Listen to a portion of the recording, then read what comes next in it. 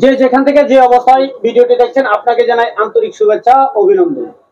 প্রিয় দর্শক, আমি আজকে একটি প্রোডাক্ট নিয়ে কিংবা একটা দোকান নিয়ে আজকের ভিডিওতে আসলাম। আমি আসলে আমার পার্সোনাল ভিডিও ছাড়া এই আইডিতে ভিডিও দিই না, মূলত আপনাদেরকে শেয়ার করার জন্য এসেছি। এবং আমি যার এখানে আছি সে হলো আমাদের এসএসসি বেচ এর বন্ধু, যার কারণে আমার বন্ধু প্লাবন আর আমি চলে আসলাম তার দোকানে। ঈদ উপলক্ষে কিছু শপিং করবো, দেখি কতটুকু ফ্রি দিবে না ডিসকাউন্ট দেয় আর কি।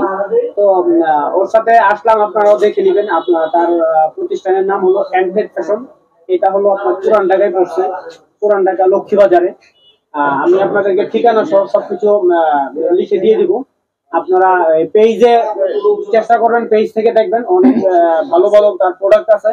আর যারা আশেপাশে আছেন কিংবা আমাদের বেচের যারা আছে সবাই এসে এখান থেকে এই ঈদ মার্কেটে মার্কেট করে নিয়ে যেতে পারো। ড্রেসগুলো দেখছেন, এটার একটা বিশেষত্ব আছে। বিশেষত্বটা হলো যে এটা কিন্তু নিজস্ব ডিজাইন করেছেন, এই যে আমাদের বেচের বান্ধবী সে এগুলা ডিজাইন করেছেন। এবং এই ডিজাইনটা তার এখানে ছাড়া অন্য কোথাও পাবেন না। এরকম অনেক নতুন নতুন ডিজাইন আছে। আপনারা যদি চান, আপনারা যারা ঢাকা শহরে আছেন তারা আপনারা আসতে পারেন লক্ষ্মীবাজার, পুরান ঢাকা লক্ষ্মীবাজারে। সেখানে এনক্লাব ফ্যাশনে যদি আসেন, শোরুমে আসেন, আপনারা যদি মন মতন কোনো ডিজাইন করে নিয়ে যেতে চান সেটাও এখানে করে দেওয়া সম্ভব। পাশাপাশি সে তার মতন করে স্বল্প খরচে নিজস্ব আপনার প্রোডাক্ট তৈরি করে, তো মানে কাপড়গুলো কিনে এনে তারপরে নিজে ডিজাইন করে, যার কারণে সে স্বল্প খরচে বিক্রি করতে পারে।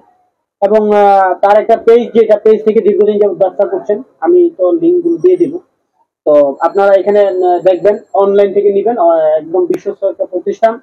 চেষ্টা করছে আমাদের বান্ধবী, আমাদের এসওসি বেচের বান্ধবী, সে যেন তার ব্যবসা প্রতিষ্ঠানটা বৃহৎ পরিসরে করতে পারে। আপনাদের কাছে রিকোয়েস্ট করব, যারা আমার ভিডিওটা দেখছেন তারা কিন্তু অবশ্যই শেয়ার করবেন, কারণ আপনার একটা শেয়ারেই তার ব্যবসাটা আরো উন্নতি হতে পারে।